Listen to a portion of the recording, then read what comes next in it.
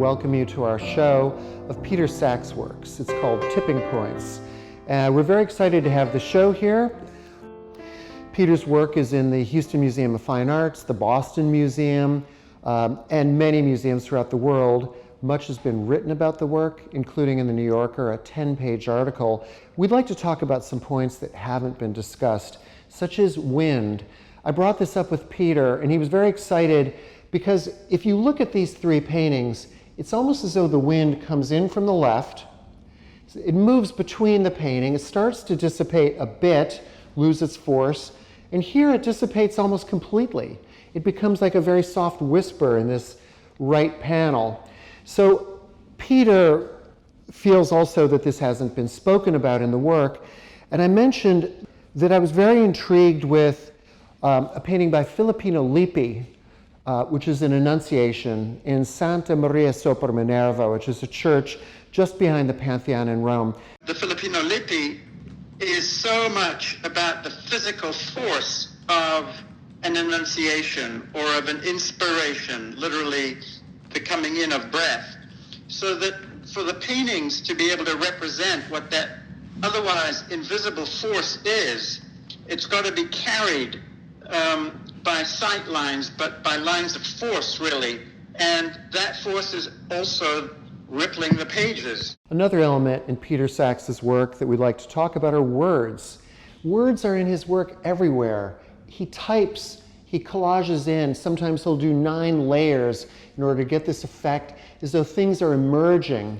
There are words here, we have words in the middle. You stop, you pause, you get close, you read, you try to understand what seems almost indecipherable. The wording is almost always very small. So yes, the text is intimate.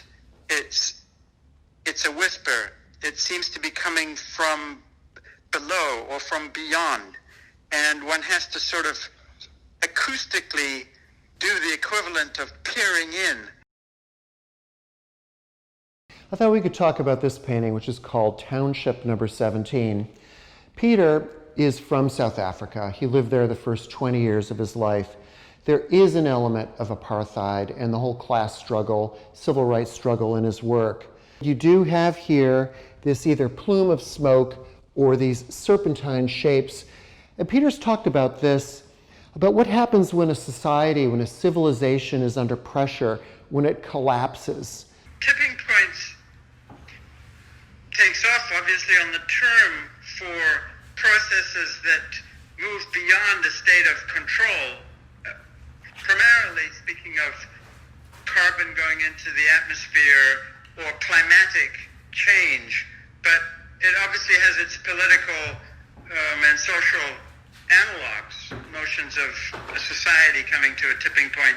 He's intrigued with how we can regain a certain awe and wonder and even a balance within these tipping points. And I think that's really a major theme of the show.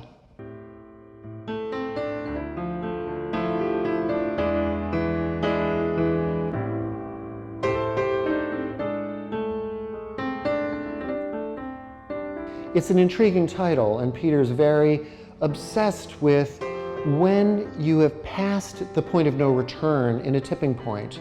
And this curious stasis, almost an equilibrium, it's a balance between the awe, the wonder, and the dread of having seen something that can't be returned back to normal.